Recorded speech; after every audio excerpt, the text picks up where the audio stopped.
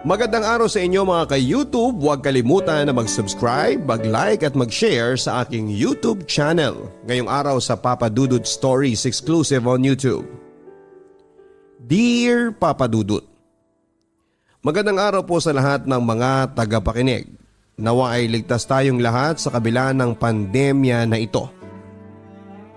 Itago niyo na lamang po ako sa pangalang Maria.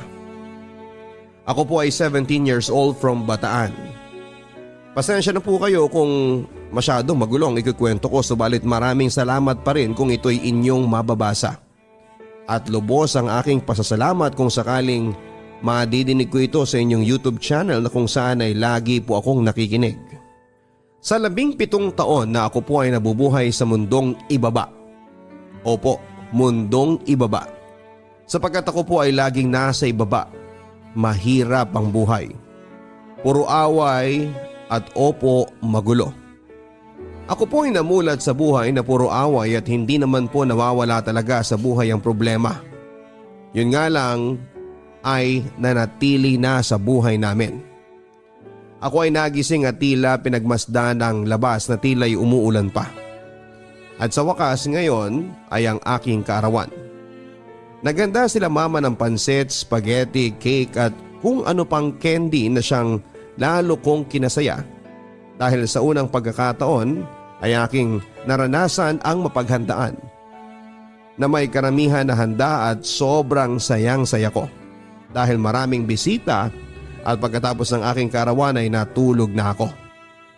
Tuwing gabi, nananaginip ako ng tungkol sa pagsasamantala na nagdudulot sa akin ng labis na takot. Sa paglipas ng maraming taon ay naghiwalay ang aking ama at ina dahil sa palagi na lang lasing ang aking tatay. At minsan isang beses pa nga ng kanilang pag-aaway, sa sobrang lakas ng pagkakabato ng bote ay muntik na akong mahagip. Ngunit buti na lang at may napulot akong barya na siyang dahilan para ako ay mapayuko at hindi tamaan. Sa edad na 15 taong gulang ay nagnanais na akong magtrabaho. Sapagkat ang aking ina ay hindi na ibibigay ang mga kailangan ko sa paaralan at kung minsan ay naiinggit ako dahil yung ate ko at kapatid ko na bunso ay meron, ngunit bakit wala ako? Madalas akong mainggit sa kanila kung kaya't dumidiskarte na lamang ako para makabili ng materyales para sa mga projects ko at ibang mga kailangan ko sa aking pag-aaral, lalong-lalo na sa baon. Madalas ay hindi na ako umuuwi sa tanghali para makatipid at kahit walang kainin sa tanghalian. Ngunit napapatingin ang mga kaklase ko at guro sa akin at tinatanong kung bakit hindi ako kumakain. Ang sinasabi ko na lamang ay hindi ako nakapagbaon at agad naman nila akong binibigyan. At hindi na rin ako tumatanggi sa tulak ng gutom at ayokong magkasakit, lalo na't walang pera ang aking ina. Sa pagtungtong ng 16 na taong gulang ko, mas ikinasakit ng damdamin ng aking ina at ikinahina ko ang pagdadalang tao ng ate kong 18 years old, si Ate Clara. Kahit na hindi kami ganong ka-close at madalang magkaunawaan, ay marami akong plano para sa amin at kay mama at sa bunso naming kapatid na si Alyon. Heist, nakikita ko ang lungkot at pagkadismaya sa mukha ni mama. Kita ko ang pagod at lungkot sa mga mata niya. Na kahit na hindi niya sabihin ay naririnig ko yon sa mga kilos niya. Sobrang nalulungkot ako dahil kami na lamang ang pag-asa niya. Sa ngayon ay 2 na lang kami ng kapatid kong bunso at 17 taon na ako ngayon. Pandemya. Nawalan ng trabaho si mama at ako ang naghahanap ng trabaho at sa awa ng Diyos ay nagkaroon ako. Ako po ay naging taga-kilo at taga-ayos ng asukalan at naging tagapatas ng mga biskwit at kung ano-ano pang trabaho. Naging tagaluto rin ako sa taas ni Ate Kiana at tagalaba. Kumbaga ay all around na kahit noong una ay 130 lang ang sahod ko. Kahit pa sinasabi ng ilang kasama ko na huwag akong papayag. Sa totoo lang ay abuso sa oras ang aking amo. Ngunit nananatili akong tahimik, Papa Dudut. Hanggang sa naging 200 at naging 250, ngunit ang pasok ko ay alas 4 ng madaling araw hanggang alas 5 ng hapon. Kapag uwian na talagang ipapahiga ko na lang dulot ng pagod.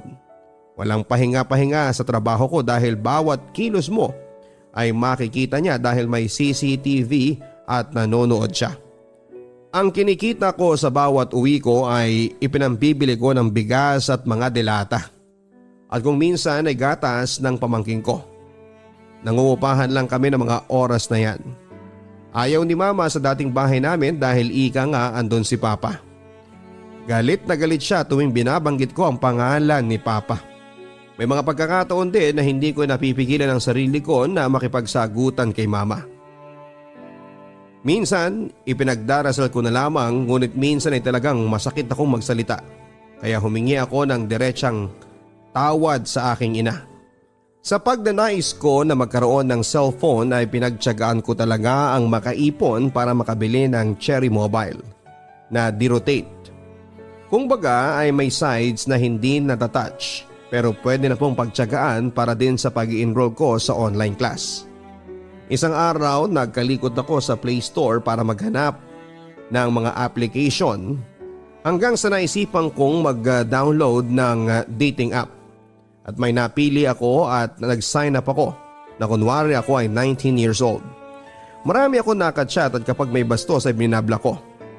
Nakakainis kasi. At biglang may nagpakilala.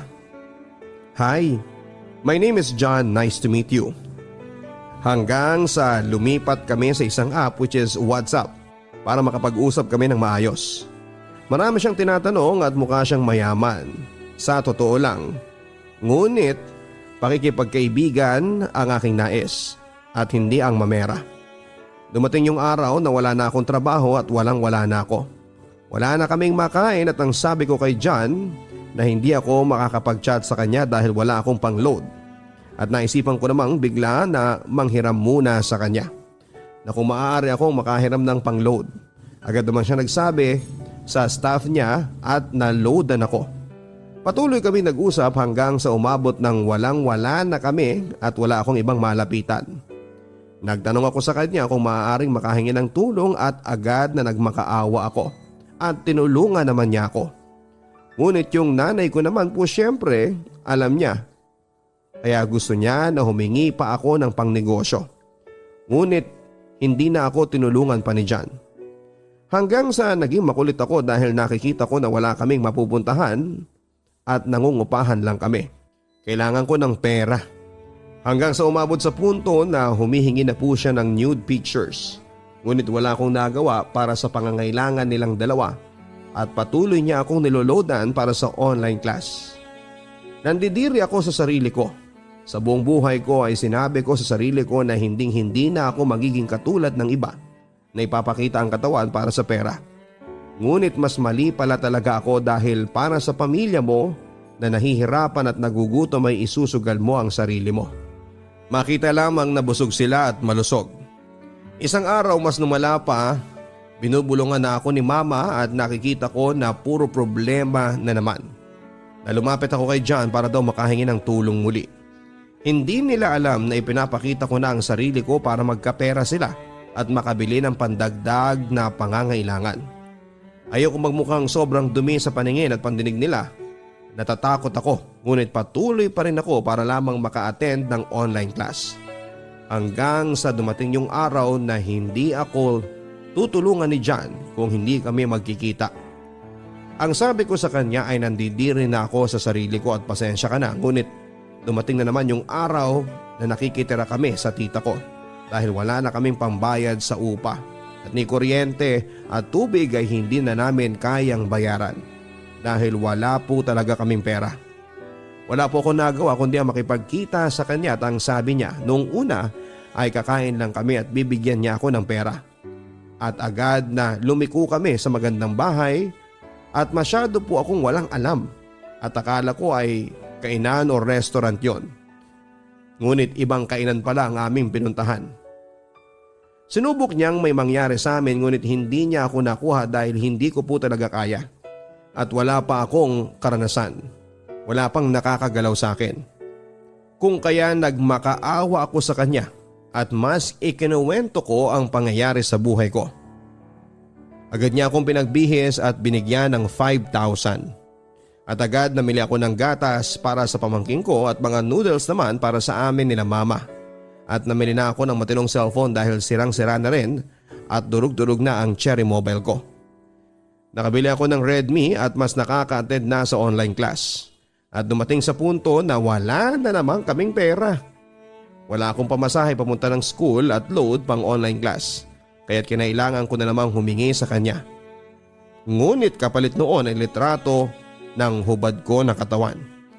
Minsan, hindi pala minsan, madalas. Madalas ay tulala ako at hindi ko na kilala ang sarili ko. Ako ba talaga to? Diring-diri ako sa sarili ko. At sa tuwing tinitingnan nila mama ako at kuya, akala nila ay may pera ako lagi. Akala nila ay okay lang ako. Ang akala nila ay binibigyan lang talaga ako ng pera. Pero hindi nila alam na may kapalit lahat ng nakukuha ko para may maitulong sa kanila. 2 beses kaming nagkita sa dati pa rin at sumubok siya na may nangyari. Ngunit hindi niya pa rin ako nakuha dahil akala ko ay malakas na ako at kaya ko na. Dahil yung lakas ng loob na yon ay kinukuha ko sa pamamagitan ng pagtingin at pagsilip sa mukha ng nanay at kapatid ko na tila ba ay nakatingin na lang sa iba. Naawa ko sa kanila. Sila lang ang iniisip ko at hindi ko na iniisip ang dignidad ko. Hanggang ngayon ay tulala pa rin ako at hindi ko lubos na maisip na magagawa ko ito para maisalba sila sa gutom at makatulong, lalo na hindi ako mahuli sa klase. Natapos ang namamagitan sa amin ni John ng ilang buwan. Nagka-boyfriend naman po ako ngunit hindi ko inakalang mayaman siya, talagang minahal ko siya. Ngunit si mama muli ang dahilan kung bakit kailangan kong manghiram sa kanya. Pinapadalhan naman niya ako ng 3,000. May pasobrang 1,000 pa nga kung sakaling magkita naman daw kami. At dumating nga yung araw na magkikita na po kami dahil walang klase. Mahigit 1 linggo, ngunit 1 araw lang ako na malagi sa kanya. At alam ng aking ina yon. Pinadalhan niya ako ng pamasahe ngunit hindi ko inaakalang tulad rin pala siya ng iba na nais akong kunin. Ayoko nung una ngunit sa una lang naman daw masakit, ika nga. At hindi ko talaga kaya yon. Kaya't ang sabi ko ay matulog na lang kami. Nakinig naman siya ngunit kinaumagahan pagkatapos ng almusal ay muli niyang ninais na gawin yon. Wala na akong nagawa kahit ayoko at sobrang sakit ay tiniis ko pa rin. Lutang na ako pag uwi at kunwari ay okay lang ako. Lumipas ang ilang araw, buwan, mas umikli ang oras niya sa akin. Ang mali ko lang ay hindi ko agad sinabi na minor de edad ako. Ngunit kahit na ganoon ay maaari naman niya akong hintayin. Sobrang sakit pa rin sa akin at hanggang ngayon bagong-bago pa rin sa isipan ko. At marahil aral na po sa akin at patuloy kong dinadanas na hirap sa buhay. Patuloy na lumalaban kahit minsan ay gusto ko nang magpakamatay. Pero sa kalagitnaan ng lahat ng mga dinadanas ko ay nanay ko pa rin at kapatid ko ang iniisip ko. Magiging kalagayan nila kapag wala ako. Mahal na mahal ko sila, Papa Dudut, at gustong gusto kong mag-aral at makatapos ngunit walang ibang sumusuporta sa akin at sumusuporta kundi ang sarili ko lang. Pinagdarasal ko na sana ay may makatulong sa akin dahil sirang-sira na ang buhay namin. Wala kaming kuryente. At wala rin kaming tubig. Lubos na gumagalang, Maria. Ang sabi nila, wala raw forever. Marami nga ang naniniwalang hindi posible ang habang buhay na pagsasama o kaligayahan. Nasa pelikula at TV lamang nangyayari yon. Sa langit lang daw may ganon. Hindi dito sa lupa. Pero may posibilidad bang maranasan natin ang forever habang nabubuhay tayo sa mundo? Magandang araw sa inyo mga kaibigan. Isa na namang napakagandang kwento ang ating pagsasaluhan. Dear Papa Dudut, isang napakagandang araw sa inyo at sa mga laging nakikinig sa inyong programa. Itago niyo po ako sa pangalang Pauline. 29 years old. Sinadya ko talagang gamitin ang pangalan na yan dahil ang beauty ko, ayon sa mga kakilala ko, ay katulad ng kay Pauline Luna. Hindi ako nagyayabang Papa Dudut ha. Kasi hindi lang naman ako ang nakapansin niya na may pagkakahawig kaming dalawa. Kapag biglaan kang tumingin, lalo ko siyang nagiging kamukha. Kung katawan naman ang pag-uusapan, ay may laban din naman ako sa kanya. Pero sa taas ay hindi kami magkapareho. Hindi ako nabiyayaan ng magandang height. Kung sa sapatos pa, hindi man lang naging class A o class B ang tangkad ko. Hindi man lang ako umabot sa 5 feet, 4'11" ang height ko. At ito ang patunay na hindi talaga ibinibigay ng Diyos ang lahat sa isang tao. Di bale, maganda naman. Dati Papa Dudut ay wala akong pakialam kahit na dwarfina ako dahil cute naman. Hindi lang cute, maganda at sexy.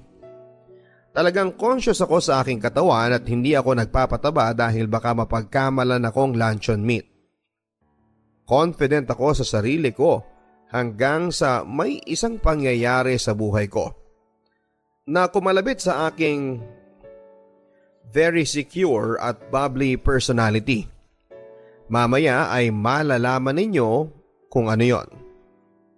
I consider myself as happy, bubbly, easygoing and ambitious. Ayoko sa negative energy at hanggang kaya ay sinusubukan kong maging positive. Kahit na may malaki pa akong problema. Wala akong pakialam sa mga chismis dahil gusto ko bawal ang sad. Dapat happy. Sa totoo lang, sinusubukan kong ang isulat sa masayang paraan itong kwento ko kasi ayokong nagiging sentimental. Ayoko nang umiiyak kasi masakit sa loob yon.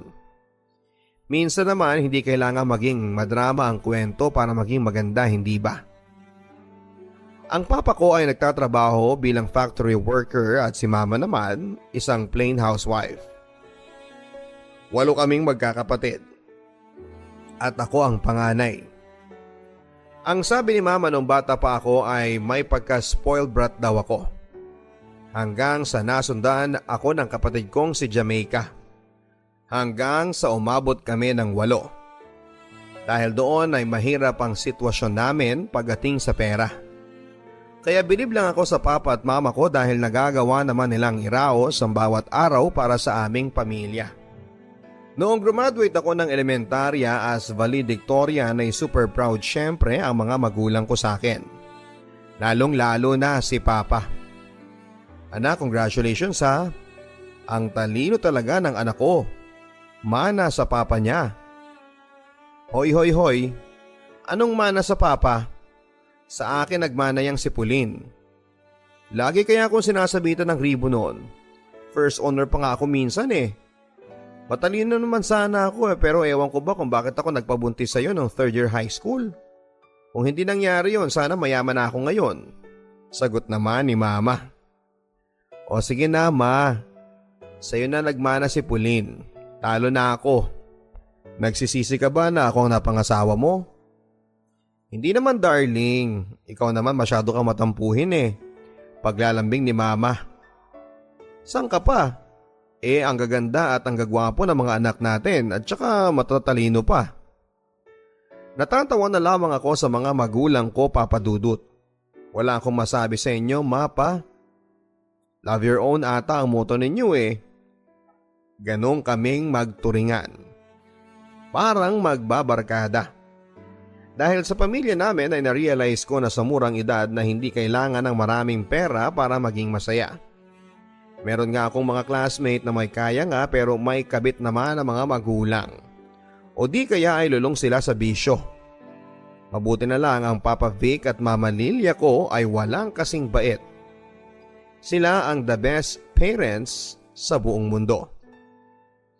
Napasok ako sa isang public high school at dahil sa matataas ang grades ay napunta ako sa Section 1. Grabe ang kompetisyon. Dahil ang mga napabilang sa section na yon ay mga valedictorian, salutatorian at first honorable mention na galing sa iba't ibang eskwelahan. Feeling ko ay hindi talaga na-stress ang mga teacher namin dahil lahat kami ay mga matatalino at hindi na kailangan ng matindihang paliwanagan sa mga lessons. Mahigpit man ang labanan ay ako ang naging first honor, Papa Dudut. Tuwang-tuwa ang mga magulang ko dahil kahit sa high school ay naipagpatuloy ko ang pagiging magaling na estudyante. Pati ang mga kapitbahay namin ay bilib na bilib sa akin. Anak, ang galing mo talaga. Sabi ko na nga ba alam ko magiging top ka na naman sa klase. Pagmamalaki naman ni Papa. Salamat pa, nakangiti kong sabi sa kanya. Pauline, anak. Halika na, lalabas na tayo. Ang sabi ni Mama. Ma, saan po tayo pupunta? Bibili tayo ng isusuot mo para sa recognition. Kailangan maganda ang suot mo dahil ikaw ang first honor. Ma, wag na. Ibili na lang natin ng bigas ang pera. Sayang naman, may damit pa naman ako dyan sa cabinet. Ay hindi pwede. Kailangan sa pag-akyat mo sa stage, mapapansin nila ang kagandahan ng matalino kong anak. Excited na sabi naman ni Mama. Napakaswerte ko nga naman sa mga magulang, Papa Dudut. Ginagawa nila ang lahat para matustusan ang mga project at extracurricular activities namin sa school. Kaya masaya din akong suklian ang kanilang mga paghihirap. Noong second year ay section 1 pa rin ako. Pero hindi gaya noong first year ay hindi na ako ang first honor. Napagchismisan pa nga ako sa school at sa barangay dahil ang dahilan daw ng pagbagsak ng rank ko ay isang lalaki, ang aking boyfriend. Hindi ko alam kung yun nga ang dahilan kasi konting-konti na lang naman ang difference ng grade ko at noong nag-first honor. Sayang nga Pero hindi ko naman dinideny na oo, nagka-boyfriend ako sa unang pagkakataon noong time na yon. Si Marlon. Guwapo, mestizo, pero sakto lang ang height para sa akin. Opo, medyo malit din siya kaya hindi ako nakatingin sa tore kapag kausap ko siya. Mabait siya, thoughtful at nakilala ko dahil taga-barangay din namin. Marlon, isikreto na muna natin ang relasyon natin ha? Ang sabi ko sa kanya. Pero bakit Pauline? Natatakot ka bang mapagalitan ng mama mo at ng papa mo? Hindi. Sigurado kung hindi sila magagalit kasi malaki naman ang tiwala nila sa akin. Alam din naman siguro nila na sa ganitong edad, hindi pa tayo seryoso sa pakikipagrelasyon. Bakit gusto mong itago ang tungkol sa atin? Gusto ko pa naman sanang bisitahin ka sa inyo at maipakilala ang sarili ko sa mga magulang mo. Kasi baka kantsawan nila ako dahil pareho tayong maliit. Baka isipin nila, paano na lang ang mga magiging anak natin? Parang 7 dwarf ni Snow White? Pabiro kong sabi kay Marlon. Pero hindi gumana ang pag-joke ko sa kanya dahil tinitigan lang ako ni Marlon. Sabay walk out ang peg niya. Hoy Marlon, saan ka pupunta? Huwag mo nga akong iwanan. Joke lang naman yun Ikaw naman, bumalik ka nga rito. Sigaw ko sa kanya pero para bang wala siyang naririnig. Magmula noon ay hindi na ako kinausapan ni Marlon at pinadalhan na lang ako ng isang sulat. Pauline, makikipag-break na ako sa'yo. Pasensya ka na at sa ganitong way ko pa ginawa. Hindi ko pa kasi kayang makipag-usap sa'yo ng personal dahil sa mga sinabi mo. Naiinsulto talaga ako so please, huwag mo na akong subukang lapitan pa at kausapin. Sana makakita ka ng lalaking mas pasok sa standards mo. Nakalagay sa sulat ni Marlon. Nakonsensya talaga ako papadudot sa mga sinabi ko kay Marlon. Wala naman kasi talaga akong masamang intensyon pero ayon, the damage has been done. Sabi nga nila. Nagalit siya sa akin at mukhang hindi na ako mapapatawad pa. Pinalipas ko muna ang konting panahon bago ko sinubukang lapitan si Marlon. After 2 weeks ay pinuntahan ko na siya sa kanyang paboritong pwesto. Ang ilalim ng puno ng mangga sa may tindahan ni Aling Biring. Doon kasi siya tumatambay kapag hapon lalo na kapag wala ng pasok. Naalala ko rin na bougainvillea ang paborito niyang bulaklak. Kaya namitas na lang ako ng sanga nito sa tanim ng kapitbahay at nilagay ko sa buhok ko. Maala Hawaiian ang dating Papa Dudut. Inayos ko muna ang buhok ko at damit ko at saka ako lumapit sa puno ng mangga. Alam kong kapag nilambing ko si Marlon mapapatawad niya rin ako. Kaya malaki ang tiwala ko na gagana ang pinaplano ko. Pero paglapit ko sa may tindahan ay may grupo ng nakatambay doon. Kaya hindi ko kaagad nakita si Marlon. Aalis na sana ako nang marinig ko ang boses niya. Pauline, halika. Ipapakilala kita sa mga kaibigan ko. Wala na akong choice kundi ang lumapit sa kanya, Papa Dudut. Pauline, naalala mo pa siguro ang pinsan kong si Cheryl. Kasama niya mga kaibigan niya galing Baguio. Nagbabakasyon sila dito at sa bahay sila nag-i-stay. Proud na ipinakilala ni Marlon ang bawat isa sa kanila sa akin. Hanggang sa ipakilala niya ang isang babaeng matangkad, maganda, maputi at mahaba ang buhok. Ito nga pala si Candy, girlfriend ko. Sa pagsabing yun ni Marlon ay kinuha niya ang kamay ng babae at hinalikan ito. Para akong nabilaukan, Papa Dudut. Agad kong hinila si Marlon palayo sa grupo at tinanggal ang bougainvillea na nakalagay sa buhok ko. Girlfriend? Anong GF? Bakit Pauline? Hindi ba ako pwedeng magka-girlfriend? Ang tangkad niya para sa iyo, Marlon.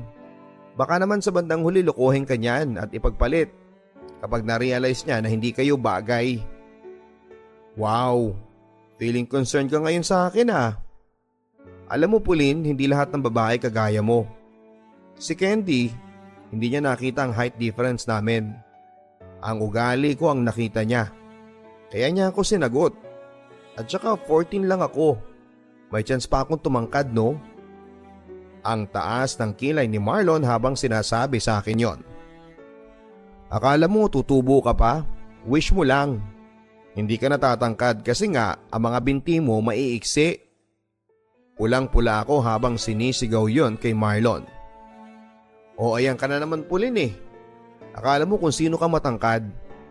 Alam mo, hindi na ako masasaktan sa mga sasabihin mo kasi kilala ko ang sarili ko at alam kong mahal mo pa rin ako. Pero masaya na ako kay Candy eh. Pwede pa rin naman tayo maging friends, okay? Aaminin kong nasaktan ako sa mga sinabi niyang yon.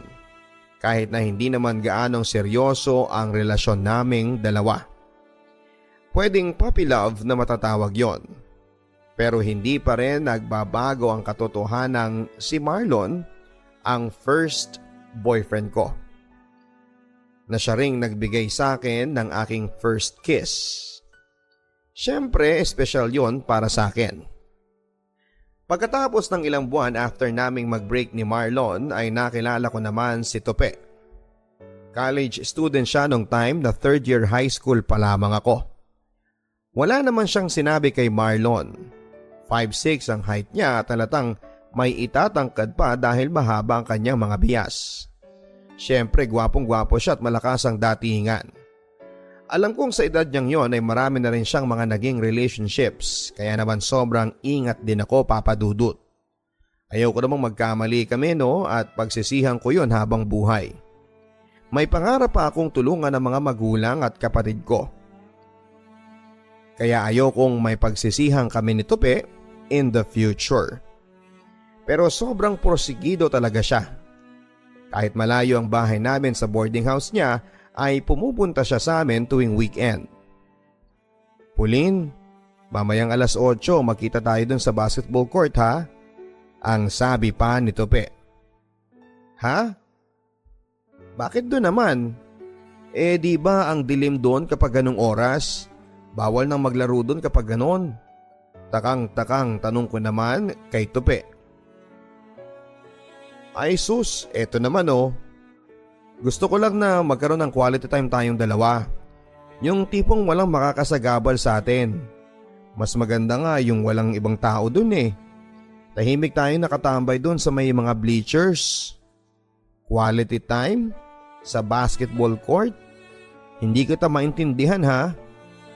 Basta magkita na lang tayo doon. Huwag ka nang magpakipot ha. Alam ko namang gusto mo ring makasama ako. Sagot niya sa akin. Sa mga sinabing yun ni Tope ay para akong nainsulto, Papa Dudut. Feeling ko kasi parang hindi niya ako ginagalang. Ano ba talaga ang nararamdaman niya para sa akin? Mahal ba niya ako talaga? Alam ko naman ang intensyon niya kaya niya gusto makipag-meet sa akin sa madilim na lugar na yon. Ano? Pupunta ka ba o hindi? Kasi kung hindi, uuwi na lang ako sa boarding house. Ikaw lang naman ang sadya ko kaya ako pumunta rito eh. Namasahe pa ako para lang puntahan at makita ka. O sige 8:00 pupunta ako. Sagot ko. Dumating ako ng tagpuan ng 8:15. Habang papalapit ako ay naisip kong napakawalang klas ng ginagawa ko. Ang alikabok ng mga upuan at panay ang tingin ko sa paligid kung may nakakakita ba sa pagpasok ko. Gym style kasi ang basketball court sa amin, Papa Dudut. Nakita ko nakaupo sa pinakatagong sulok si Tope, kaya nilapitan ko siya. Hi Pauline, halika, tumabi ka sa akin. Noong nandun na ako ay nagdalawang isip ako lalo na sa ginawa kong pagpunta. Pero nandun na ako, kaya tinabihan ko na lamang si Tope. As soon as nakaupo ako ay sinunggaban niya ako kaagad. Pilit kong tinanggal ang kamay ni Tope na nakahawak sa bewang ko at panayang iwas ko sa mga halik niya. Ano ba Pauline? Bakit ka ba ganyan? Para kang tuod eh. Nainsulto talaga ako sa mga sinabi ni Tope. Doon ko na-realize kung gaano siya kabastos. Alam ko na ngayon kung anong klaseng lalaki siya. Alam kong hindi niya ako totoong mahal. Nagpunta ka na rin naman dito, ibig sabihin nun gusto mo rin may mangyari sa atin. Kunwari ka pa, tawang-tawang sabi niya. Dito ay hindi na ako nakapagpigil pa. Sobra ako nabastusan sa kanya kaya ayon, isang pak at isang pak pa ang dumapo sa pisngi niya. Agad akong umalis para makalayo kay Tope. Pero kahit walang nangyari sa amin, ay iba ang nakarating na balita sa mga kapitbahay. Ikinuwento ni Tope sa pinsan niya na nakuha niya ang pagkababae ko. Siguro dahil ayaw niyang mapahiya o di kaya gusto niyang siraan ako o baka pareho. Ewan ko kung bakit nagsinungaling siya, basta ganon ang nangyari. At dahil may tenga ang lupa at may pakpak ang balita ay kumalat sa barangay namin ang usap-usapang nakuha ni Tope ang aking pagkababae. Mabilis na pinagpiestahan ng mga tsismosa sa amin ang impormasyong hindi naman totoo. Kahit katiting. At syempre nang marinig ng mama ko ang mga sabi-sabi ay halos magwala na ito. Pinaghahanap niya si Tope pero hindi naman niya nakita kasi malayo ang tinitirhan nito. Kapag daw nakita niya ay babalatan niya ito ng buhay. Magsabi ka nga ng totoo Pauline? Nasaan ka ba kagabi? Ma, totoo pong kami po ni Tope. Totoo din pong nagkita kami kagabi sa basketballan. Pero hindi po totoo ang mga narinig nyo. Walang nangyari sa aming dalawa dahil hindi ako pumayag na pagsamantalahan niya ako. Marami pa akong gustong gawin sa buhay ko at ayaw kong magkaroon ng hadlang. Sabi ko na nga ba eh. Walang iya talaga yung lalaking yon. Hayop siya. Kapag nabalitaan ko nandito siya sa lugar natin, makikita niya kung gaano katalas ang balisong ng papa mo. Sinong matinong lalaki naman ang magsisinungaling at maninira ng puri ng isang babae? Bastos siya. Hindi ka ba niya sinaktan anak? Wala ka bang nararamdaman? Kasi kung meron man dadalhin kita sa doktor. Ma, okay lang po ako. Hindi naman niya ako sinaktan. Fighter yata ako no? Nakangisi kong sabi. Aba, may gana ka pang ngumiti ha pagkatapos ng ginawa niya. Pauline, sa susunod mag-ingat ka ng husto. Hindi mo alam ang kayang gawin ng ibang lalaki dyan. O siya, dito ka muna at may pupuntahan ako. Ma, saan ka pupunta? Susugurin ko yung kapitbahay nating wala nang ibang alam gawin kundi ang mangchismis at magkalat ng balitang hindi totoo. Pipigilan ko sana si mama pero napakabilis niyang nakalabas ng pintuan. Buti na lamang at nagkataong nasa labas ang kapatid ko at siya na ang pumigil sa kanya. Maigi nang makaiwas sa skandalo at away. Hindi naman totoo ang usap-usapan kaya bakit ako magpapaapekto. Sanay na rin naman ako kay mama. Kapag mga anak na niya ang pinag-uusapan, ipaglalaban niya kami hanggang sa kamatayan pa. Kahit na may pagkabungangera at nagger si mama, ay mahal na mahal niya kami. Siya ang disiplinaryan at hindi na kakaiba sa mga kapatid ko ang makatikim ng palo ng walis kapag nagpapasaway. Si Papa naman ay kabaliktaran. Exact opposite si Papa dahil sobrang bait niya. Hindi ko nga maalala ang kahit na anong insidente kung saan ay nagalit siya sa amin o kay mama. Masasabing under desire siya pero kapag namalo naman si mama sa aming magkakapatid ay to the rescue naman siya para ipagtanggol ang mga anak niya. Yun nga lang nauunang sumerender si Papa. Hay, mukhang totoo talaga ang kasabihang opposites attract. Ano kaya? Kailan ko mahahanap ang opposite ko? Gusto kong dumating na ang panahon na yon at kapag nagkataon sana ay kaugali niya si Papa. Sayang si Marlon kasi kahawig ng personality niya ang kay Papa. Pero past is past. Hindi bali na lang. Bata pa naman ako kaya in the meantime, i-enjoy ko muna ang buhay ko habang bata pa ako. Collect and then select. Sabi nga nila. Lumipas ang ilang buwan at tumungtong na ako sa 4th year high school. Okay naman ang performance ko sa school kahit na may mga crush at nagiging boyfriend ako. Dahil doon ay pinagpiestahan ako ng mga libakera sa amin. Sinabi nila ang panganay ni na mama at papa ay maharot at kung sino-sino na lang ang pinapatulan. Ang pananamit ko ay naging puntirya na rin nila. Dahil nga sa height ko ay hindi ako pwedeng mag-loose ng mga damit. Kasi ayoko namang magmukhang suma na nilagay sa supot.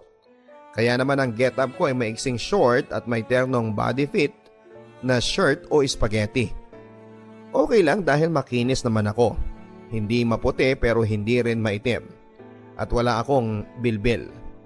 Naniniwala naman ako sa kasabihang if you've got it, flaunt it. At yun mismo ang ginawa ko. Wala rin akong pakialam sa mga sinasabi ng ibang tao. Bakit ko ba sila papansinin? Hindi naman sila nagpapakain sa akin. Mga magulang ko nga okay sa style ko dahil alam naman nila na wala akong gagawing masama. At saka hindi ako lantarang relihiyosa. Wala naman akong naaapakang tao. Hindi gaya ng iba na madasalin nga pero nananakit ng iba. Hindi man ako linggon-linggong nakakasimba. Nagdarasal pa rin ako at nagbabasa ng Biblia. Dahil yon ang itinuro ni na mama at papa sa amin.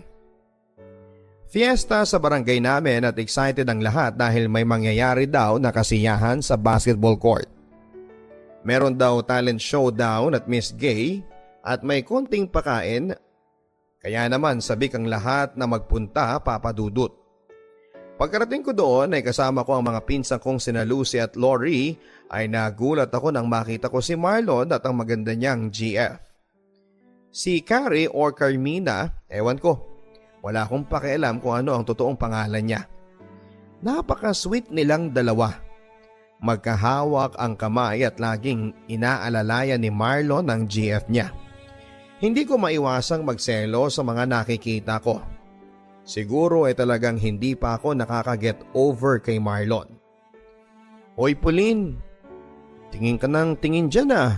Baka matunaw na yung ex mo sa kakatitig mo. Pangangantsaw ng pinsang kong si Lucy. Hay nako, parang ang saya nila no. Hindi ko alam kung dapat bang manghinayang ako. Nakakaloka. Biglang dumating ang isa kong pinsan na si Lori na may kasamang 3 lalaki. Hello mga insan, may papakilala ko sa inyo.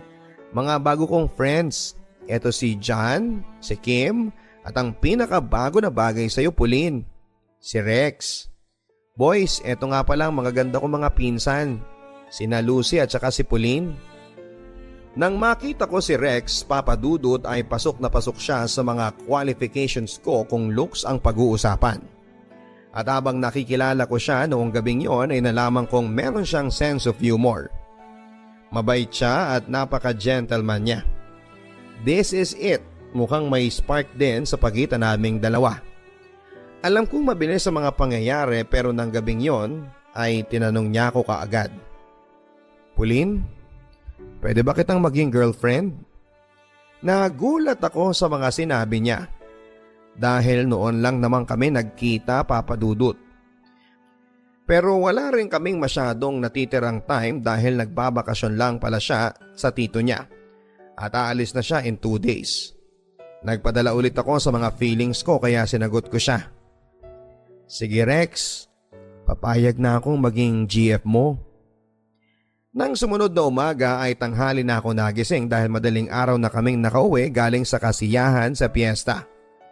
Habang nasa mesa akong kumakain ng almusal ay inaalala ko ang mga nakakakilig na eksena kagabi. Kahit na matagal kaming nagkasama ni Rex ay hindi siya nag-take advantage. Napaka-gentleman niya at halatang edukado siya. At bukod pa doon ay nag-aaral siya ng law. Hi, ang future husband ko ay isang lawyer. Sabi ko sa sarili ko nang hindi namamalayang nasa harapan ko na pala si Papa na nakatingin sa akin. Aba, future husband, siguro may bago ka na namang nakilala, no? Tama ka pa, may bago po akong boyfriend. Sino? Yung kasama mo kagabi? Correct pa at pakiramdam ko I'm so in love. Anak, parang napakabilis naman yata ng mga pangyayari. Parang napakadali mong mapasagot ng oo.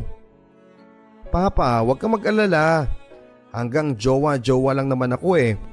Huwag kayong mag-worry. Hindi ko kayo bibiguin dahil promise ko gagraduate ako ng college at makakapagtrabaho ako para makatulong sa mga kapatid ko.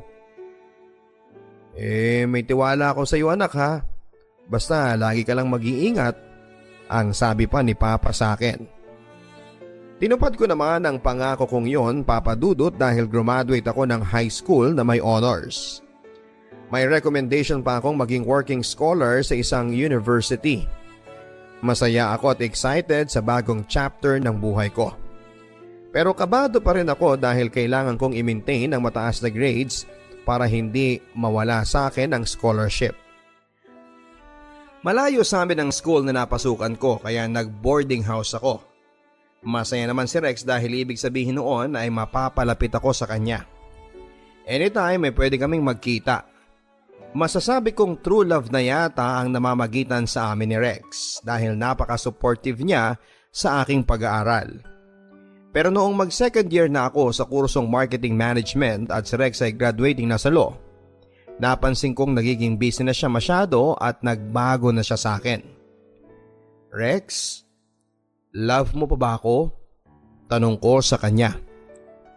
Anong klaseng tanong ba yan? Of course I love you. At nire-respeto kita. Kaya hanggang ngayon ay hindi ko sinusubukang, alam mo na. Gustuhin ko man ay hindi ko kaya dahil alam ko kung gaano kahalaga ang mga pangarap mo sa buhay. Ayokong masira ang mga yon. Sayang pati ang pagiging working scholar mo. Sa mga sinabing yun ni Rex ay napaiyak talaga ako. At niyakap ko siya. Napakaswerte ko naman, bibihira lang talaga ang mga kagaya ng boyfriend ko. I love you so much Rex, ang sabi ko sa kanya. At alam mong mahal din kita Pauline, sagot naman niya. Ako na siguro ang pinakamasayang babae sa balat ng lupa, Papa Dudut, lalo na noong moment na yon. Pero sabi nga ng marami, walang forever. Naka-duty ako noon sa library sa school at nakiusap ang librarian namin na magpa-encash ako ng tseke. May emergency raw kasi sa bahay nila at wala siyang ibang mahingaan ng pabor. Kaya pumayag ako. Pumunta ako sa bangko, kumuha ng priority number at habang naghihintay ay may nakita akong pamilyar na mukha. Teka, mukhang si Rex yun ah. Pero that's not all, Papa Dudut, dahil may kasama siyang babae. At ang mas eksplosibo pa noon ay kilala ko siya. Si Candy ang girlfriend ng ex kong si Marlon. My God, totoo ba tong nakikita ko? Tanong ko sa sarili ko habang kinukusot ko ang mga mata ko. Baka malabo lang kasi. Sweet na sweet silang dalawa, Papa Dudut. Si Candy nakaangkla sa braso ni Rex at si Rex naman ay panay ang halik sa buhok ni Candy. Para ako nasusuka sa asar nang makita ko yon, Papa Dudut. Lalapitan ko pa ba sila para kumprontahin o hindi ako magpapakita? Ano kaya ang dapat kong gawin? Pero bago ko pa man maisip ang gagawin ko ay nagkatagpo na ang mga mata namin ni Rex. Para siyang namutla at agad-agad niyang tinanggal ang kamay ni Candy sa pagkakapulupot sa kanya. Timing naman na tinawag ang number ko ng teller at pagkatapos noon ang transaksyon namin ay agad akong lumabas ng bangko. Hindi ko tinignan si Rex at Candy, basta dire-diretso lang ang lakad ko. Hindi ko na malayang hinahabol pala ako ni Rex hanggang sa marinig ko ang boses niyang tumatawag sa akin. Pauline, please makinig ka sa akin. Hintayin mo naman ako. Let me explain. Sigaw niya. Explain? Ano pa bang dapat i-explain mo? Malinaw na ang lahat sa akin. Pero siguro gusto mo ring i-explain sa akin kung paano mo naging girlfriend ng babaeng yon na alam kong kaibigan ng kababata mong si Marlon. Sige, i-explain mo nga sa akin yon. Curious din kasi ako eh. Bakit sa lahat ng babae, siya pa? Hindi lang ako niloko nyo. Pati na rin si Marlon. Cheater! Sorry talaga, Pauline. Hindi naman sinasadya eh. Nagkakilala kami ni Candy nung piyesa sa inyo. Wala naman talagang namagitan sa amin noon pero last month, nagkita ulit kami kasi magkaklase kami sa isang subject. Hindi namin sinasadyang naging close at nahulog ang loob namin sa isa't isa. Ano Rex? Anong hindi sinasadya? Ano to, natisod ka lang, aksidente? Yun ang hindi sinasadya, pero ang pakikipagrelasyon, sinasadya yon. Sigaw ko sa kanya. Hindi na nakasagot pa si Rex sa mga sinabi kong yon. Napabagsak na lang ang mga balikat niya at hindi na siya nakatingin sa akin. Kagad akong pumara ng jeep at sumakay. Hinayaan ko si Rex na nakatayo sa kinakaroonan niya. Para sa akin, yun na ang katapusan ng relationship namin. Oo, nasaktan ako dahil niloko ako ni Rex. Pero nasasaktan din ako para kay Marlon. Ano kayang mararamdaman niya kapag nalaman niya ang katotohanan? Mahirap pero sinubo kong maging positive sa mga nangyari. At sa paglipas ng panahon ay nakita kong blessing in disguise ang naganap. Dahil sa breakup na yon ay nakapag-focus ako sa aking pag-aaral. At noong mga times sa sobrang down ako ay nakilala ko ang tunay kong kaibigan na dumamay sa akin. Mabilis na dumaan ang panahon. Hanggang sa nakagraduate na ako sa kurso ko. Walang kapares ang tuwa ng mga parents ko. Pati na rin ang mga kapatid ko sa aking pagtatapos.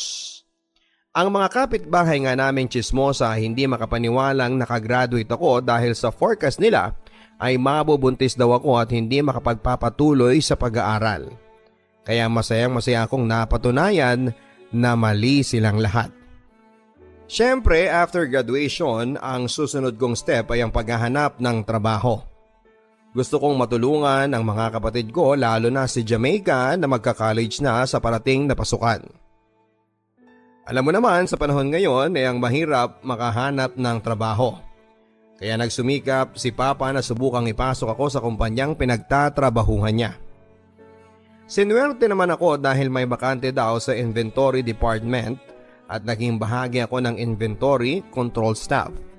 Wala namang problema sa mga kasamahan ko dahil halos lahat sa kanila mga may pamilya na. Ako ang naging pinakabata kaya parang nagkaroon ako ng instant mommy at mga ate. Hi Pauline, saan ang lakad mo mamaya after office hours?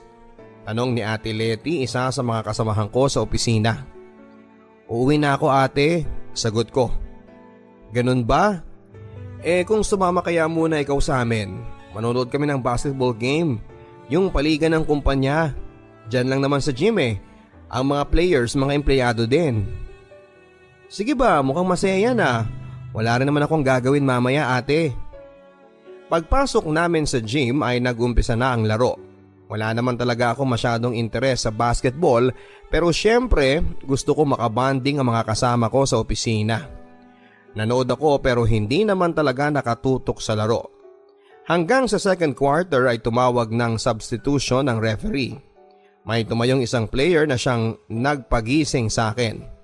Mas matindi pa sa black coffee ang epekto niya dahil dilat na dilat ang mga mata ko nang maispatang ko siya. Matangkad siya, siguro ay hindi bababa ng 6 feet. Super gwapo, parang model ng pang-ahit. At napakaputi niya. Te, sino yung lalaki na nagsub? Kalabit ko kay Ate Leti. Si Sir Christian. Hindi mo ba siya kilala? Siya ang anak ng may-ari ng kumpanya. OMG! Ang gwapo-gwapo niya. Alam mo, pwede siyang mag-artista. Natatawa na si Ate Leti sa akin. Nagmamodel din niya noon pero hindi siya nag-focus doon dahil sa hands-on siya sa business nila. Saang department siya te? Hindi nawawala ang tingin ko kay Sir Christian. Hoy, nakakahalata na ako sa mga tanong mo ha. Parang hindi na makakauwi si Sir Christian sa mga sinasabi mo. Kasi gusto mo na siyang ikulong sa puso mo. Ang sabi ni Ate Leti. Boom, ikaw na Ate Leti. Pero sagutin mo muna ako. May asawa na ba siya o single pa? Sa pagkwekwentuhan namin ay nalaman kong single pa siya, Papa Dudut. Parang musika sa mga tenga ko nang narinig ko yon. Siya ang Chief of Sales and Marketing sa kumpanya namin. Sa totoo lang ay na-love at first sight ako sa kanya. At dahil doon ay lagi akong inspired na magtrabaho. Kapag Wednesday at schedule ng laro nila ay lagi akong present. Iniisip ko talaga ang susuotin ko sa araw na yon. Araw-araw ay hindi ko makakalimutan na mag-makeup para ma-enhance ang beauty ko. Kailangan ay paghandaan ko ang moment ng pagtatagpo namin ni Sir Christian. Pauline, parang iba ang aura mo ngayon Bakit kaya ang ganda mo? Kantsaw sa akin ang mga katrabaho kong nakaalam na may crush ako kay Sir. In fairness, maganda ka pero paano na lang kapag nagkatuloyan kayo? Pwede kanyang gawing tungkod sa liit mo. Biro pa ng isa kong kaopisina. Tago sa puso ko ang birong yon dahil naalala ko si Marlon at ang pangmamata na ginawa ko sa kanya noon. Kumusta na kaya siya? Matagal na kaming hindi nagkikita. Isang araw ay lumapit sa mesa si Ate Leti. Girl, eto ng pagkakataon mo Isang napakalaking paborto para sa'yo. Itong report na hawak ko dapat i-email ko lang sa marketing department. Pero dahil naaawa na ako sa pagpapapansin mo kay Sir, gusto kong i-deliver mo ito doon Naghalo ang saya, excitement, kaba at kung ano-ano pang emosyon sa puso ko habang naglalakad ako papunta sa marketing. Pero bago ako dumiretso doon ay nag-retouch muna ako at sinuot ko ang 4 inches heels ko na hiniram ko sa opisina ko. Sa pagdating ko sa marketing department ay hinanap ko agad ang office ni Sir Christian at agad ko namang nakita yon. Ang instruction ni Ate Leti ay ibigay ko ang folder sa sekretary niya. Kakatok na sana ako sa pintuan ng office nang may lumabas na babae. O may gulay. Para ako nakakita ng modelo. Malanghel ang beauty, ang katawan ay parang sa Barbie. At walang ka-effort ang ganda niya.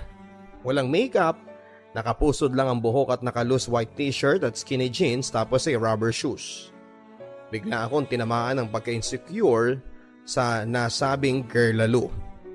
Kung sana ganun lang ang katawan ko di sana pwede ko nang kompetisyahin si Megan Yang sa ganda. Papasok na sana ako sa office si Sir pero biglang may kumausap sa akin. Miss, off limits dyan. Ano pong sadya nyo kay Sir Christian? Hindi ko na malayan na nasa labas pala ang mesa ng sekretary niya. Ma'am, para po kay sir ito. Salamat. Agad akong umalis at naglakad pabalik sa department ko. Nasayangan ako dahil hindi ko nakita ang sadya kong si Sir Christian. Sino kaya ang babaeng lumabas sa office niya? Napalingon ulit ako sa opisina niya, pero dahil sa kakaisip ko ay hindi ko napansing sumingit ang heel ko sa isa sa mga maliit na biyak ng tiles. Napakabilis ng mga pangyayari, Papa Dudut. Bigla na lang akong plakda sa sahig dahil sa lakas ng pagbagsak ko at medyo napatili pa ako ay nakuha ko ang atensyon ng lahat. Kasama na si Sir Christian na lumabas sa office niya. Anong nangyari? Miss, are you okay? Tanong niya sa akin habang nagmamadali siyang lapitan ako. Hindi ako nakasagot at agad dahil sa sobrang sakit ng tuhod ko at ng balakang ko. Tumulong nga ang luha ko. Siguro talagang nakakaawa ang itsura ko kaya niya ako tinulungan. Okay lang ako sir, salamat po sa pagtulong nyo. Babalik na po ako ng department ko. Are you sure? Parang hindi ka pa okay eh. I think you should go to the clinic. Ang sabi pa niya. Thank you so much sir, but I'm okay. Pasensya na po sa abala. Aalis na po ako kasi may trabaho pa ako naghihintay sa akin. Hindi yon ang nai-imagine kong pagtatagpo namin pero at least masasabi kong napansin niya ako, hindi ba? Nakakahiya lang talaga kasi menos ganda points. Bumalik ako sa office na bitbit ang heels dahil nga naputol ang isang takong sa pagkakadapa ko. Nang sumunod na araw ay hindi ako nakapasok dahil medyo namamaga ang isa kong paa. Tumawag ako sa office para magpa-excuse. Bukod sa sakit ay hindi ko rin maiwasang isipin ang kahihiyang naranasan ko. Wala na talaga akong pag-asa kay Sir. Sayang ang mga effort kong pagpapaganda dahil nakita niya ako sa worst kong itsura. Nagulat ako nang may kumatok sa pintuan dahil wala naman akong inaasahang bisita. Ako lang mag-isa kasi si Papa ay maagang umalis papunta sa trabaho. Sino pong hanap nila? Tanong ko sa lalaking nakita kong nakatayo sa labas. Hindi ko kasi kilala ang mukha niya. Driver po ako ni Sir Christian, ma'am. Ha? Driver ni Sir Christian? Bakit kayo nandito? Pero bago pa man masagot ng lalaki ang tanong ko ay bigla kong nakita si Sir Christian. Napapalabas ng kotse at naglalakad papunta sa amin. Halos kasing taas niya ang pintuan, Papa Dudut. Gulat na gulat ako sa pagdating niya. Ni hindi man lang ako nakapagsuklay at ang mga eyebags ko ay nangingitim pa dahil sa puyat. Hiyang-hiya talaga ako sa kanya. Bakit ba ganun? Sa tuwing magkikita kami ay lagi akong walang ayos. Sir, bakit po kayo nandito? Tanong ko sa kanya. Gusto kong kumustahin ka kasi tumawag ako sa department mo pero sabi nila hindi ka daw pumasok. Sagot ni Sir. Okay lang naman po ako sir. Huwag na po kayong mag-alala. Nag-abala pa po kayong pumunta dito. Ayos lang po ako. Sa itsura ni Sir ay parang duda siya sa mga sinabi ko. Parang hindi naman totoo yan eh. Magayang bandang ibaba ng paa mo oh. I'll bring you to the doctor. Napakaseryoso ng tono niya nang sabihin niya yon. Kaya hindi ako nakatanggi. Magkatabi kami sa sasakyan sa mamahaling SUV niya at inalalayan pa niya ako sa pagsakay. Mas maganda ka kapag wala kang makeup, biglang sabi ni Sir Christian. Kaya na-conscious tuloy akong bigla. Nakapangiti na lamang ako sa kanya. Ilang taong ka na Pauline? 24 po sir. Kayo po kung okay lang magtanong. I'm turning 30 this month, ang sabi niya. Doon na nag-umpisa ang pagkwekwentuhan namin habang papunta kami sa doktor. Magaan naman pala siyang kasama. Hindi kagaya noong una kong naisip. Sa sobrang gwapo niya kasi iniisip kong maiilang ako sa kanya. Pero hindi yon nangyari. Kung ano-ano ang mga napag-usapan namin. Ang mga ginagawa niya sa trabaho niya, tungkol sa business nila, ang mga pagbabasketball nila. Mabuti na lang at napanood ko lahat ng laro nila at may naiambag ako sa kwentuhan tungkol sa liga. At least alam niyang napapanood ko siya at malamang ay doon pa lang ay nagka-ideya na siya na may gusto ako sa kanya. Wala naman daw kahit na anong buto na nabali o na-dislocate, ang sabi ng doktor na pinuntahan namin. Pero ang payo niya, ipahinga ko muna ng 1 week ang aking paa. Nalungkot ako kasi isang linggo ko ring hindi makikita si Sir. Sabi kasi niya ay sa bahay lang daw muna ako para gumaling ang paa ko. Kung kailan pa naman nagkaroon na ng umpisa ang pagiging magkaibigan namin, saka naman mauudlot ang pinondo kong effort. Pero hindi naman pala nasayang ang effort ko, Papa Dudut, dahil nang sumunod na araw, bigla na namang dumating si Sir Christian sa bahay. "Hello?" sabi niya habang may dala siyang teddy bear na may nakalagay na "Get well soon" at red roses. "Sir, bakit nandito po kayo?" ang sabi ko sa kanya. Once again ay nakaduster lamang ako at ang itsura ko ay hindi nakaayos. "Hindi pa ba obvious?" tanong niya. "Ha? Obvious na ano?" Kinakabahan ako sa sinabi niyo ni Sir. "Na dinadalaw kita," sagot niya. Akala ko naman kung ano ang sasabihin niya. Pero still ay super happy ako dahil nag-abala siyang dumalaw at may dala pang regalo para sa akin. Habang nag-uusap kami sa bahay ay kinukurot ko ang mga palad ko dahil hindi ako makapaniwalang nangyayari ang lahat. Kung friendly man ang intensyon ni Sir, okay na rin. Ang mahalaga ay hindi na lang siya isang panaginip na hindi kayang abutin. Sa loob ng 1 week na yon na hindi ako nakapasok ay araw-araw akong dinadalaw ni Sir Christian. Ayoko maging asumera pero ano pa ba ang iisipin ko sa mga nangyayaring yon? Gusto siguro ako ni Sir o interesado siya sa akin. Pero sa sobrang dream come true niya ay hindi ako makapaniwalang magkakagusto sa akin ng isang katulad niya. Yun nga lang sa tuwing kasama ko siya ay hindi ko maiwasang mag-feeling maganda. Mag-feeling prinsesa. Napaka-sweet niya at kahit nasabihin nating anak mayaman siya ay hindi naman siya maarte. Isang hapon nga ay dinala ko siya sa fishbowlan. "Dito tayo magmemeryenda ngayon, libre ko ha?" ang sabi ko sa kanya. "Okay lang ba sa'yo, Sir?" "Oo naman, ang sarap kaya nito." Kumuha na kaagad siya ng stick at nagtusok-tusok to the fishballs kaagad. Alam kong hindi niya gawain ang kumain sa kalye pero hindi niya pinahalata sa akin. Game na game siya at mukhang tuwang-tuwa siya. Pagkatapos noon ay may nakita akong mamang sorbetero na nagbebenta ng tinatawag na dirty ice cream. "Kuya, pabili po. Anong gusto mong flavor, Sir?" tanong ko.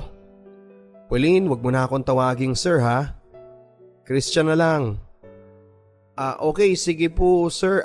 I mean Christian." Sa puntong yon ay mas naramdaman kong iba na ang relasyon namin ni Sir. Pwedeng tumawid sa linya ng pagkakaibigan papunta sa pagkakaibigan. Ang mga tingin niya sa akin ay makahulugan. Ang mga pagsasabi niya ng simpleng good night sa text o tawag ay puno ng sweetness.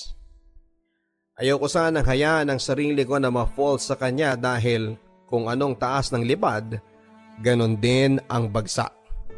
Ayokong masaktan, pero paano ko hihindian ng isang lalaking kagaya niya? Na kay Christian na ang lahat. Hinatid ako ni Christian sa bahay isang gabi dahil nag-OT ako. Ayaw daw niyang mag-commute lang ako o di kaya ay mag-taxi. Noong papasok na ako sa bahay ay tinanong ko siya, "Gusto mo bang pumasok? Mag-juice man lang o soft drinks?" "Sige Pauline, para mas lalo pa kitang makasama. Kahit ilang minuto lang bago ako umuwi," ang sabi niya. Habang nagso-soft drinks kami ay napapansin kong medyo hindi mapalagay si Christian. Para bang may gusto siyang gawin o sabihin. Hindi ko maintindihan. "Christian, okay ka lang ba?" Yes, kasi may gusto lang akong sabihin sa'yo." Hinawakan niya ang kamay ko. Pero hindi pa rin siya nakapagsalita, Papa Dudut. Natatawa nga ako dahil hindi naman siya ganon. Kadalasan ay confident siya. Hindi ko alam kung anong espiritu ang sumapi sa akin, pero siguro dahil cute na cute ako sa kanya ay bigla ko siyang hinalikan sa lips. Nagulat nga din ito pero syempre wala nang bawian. Mas nagulat ako nang yakapin ako ni Christian at sunuklian niya ang halik ko sa kanya. Para akong Cinderella at kasama ko ang prinsipe ko. Hindi ko kailangan ng glass na sapatos o magarang damit dahil sa piling ni Christian. Pinaparamdam niya sa akin na ako ang pinakamagandang babae sa mundo. Sa ngayon ay nakaplano na ang kasal naming dalawa. Gusto ko sanang simple lang dahil ayokong may masabi ang iba. Pero sabi nga ni Christian, he wants the best for me. Nung una, natakot ako sa magiging opinyon ng ibang tao dahil sino ba naman ako para pakasalan ng isang kagaya ni Christian.